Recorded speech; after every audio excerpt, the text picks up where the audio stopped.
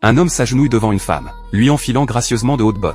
Le regard de l'homme trahit une docilité apprivoisée. Puis Jeanne donne un autre ordre. Elle demande à l'homme d'appeler sa femme, ce qui le met quelque peu mal à l'aise. Mais il obéit néanmoins à ses instructions. Après avoir raccroché, Jeanne jette son téléphone. Ensuite, elle ordonne à l'homme d'échanger les rôles, et lui fait porter des vêtements de femme, allant jusqu'à lui mettre du rouge à lèvres. L'homme savoure pleinement tout cela. Il s'efforce d'entrer ses pieds dans des talons hauts, marchant exactement comme une femme. 10 minutes plus tôt, Jeanne avait poussé la porte du théâtre, et entendu le réalisateur au téléphone, humiliant les actrices au jeu médiocre. Aucune n'était à la hauteur pour le rôle principal féminin. Jeanne y voit une opportunité en or. Elle demande alors à l'homme de la laisser essayer. Mais regardant l'apparence négligée de Jeanne, il refuse catégoriquement. Jeanne insiste, se présentant comme le choix idéal. Mais l'homme persiste dans son refus. Elle enfile son manteau trempé, et s'en va entraînant son lourd sac.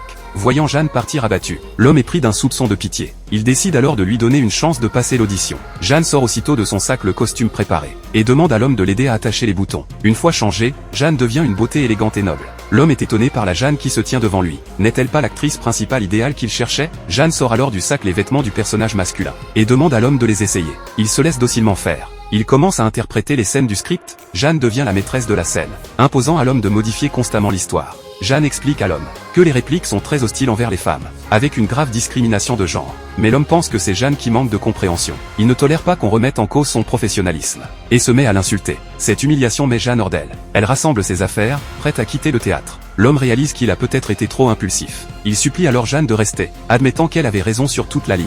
Pour finir, l'homme se met même à genoux pour la retenir. Seulement alors Jeanne décide de continuer à jouer, osant des interprétations de plus en plus audacieuses. Mais quelque chose dérange l'homme. Comment son script pourrait-il être modifié selon les envies de Jeanne? Il ne veut plus se soumettre à elle. C'est alors que Jeanne sort discrètement une dague et la place sur la gorge de l'homme. Celui-ci, prudemment, tente de la raisonner pour qu'elle ne s'emporte pas. Mais Jeanne est encore plongée dans le script. À ce moment, la femme de l'homme appelle. Cela ramène finalement Jeanne à la réalité. Quand il revient sur scène, Jeanne est allongée sur le canapé. L'homme s'approche lentement. Jeanne lui met un collier autour du cou. Il ne résiste pas. Arrivé à ce stade, l'homme ne sait plus s'il est dans la pièce ou dans la réalité. Il sort une paire de cuissardes noires à talons hauts, puis s'agenouille devant le canapé. Pour lui remonter la fermeture éclair en personne. Ce film s'intitule La Vénus à la fourrure. Les amis qui l'apprécient peuvent aller voir la version originale. Merci à tous d'avoir regardé.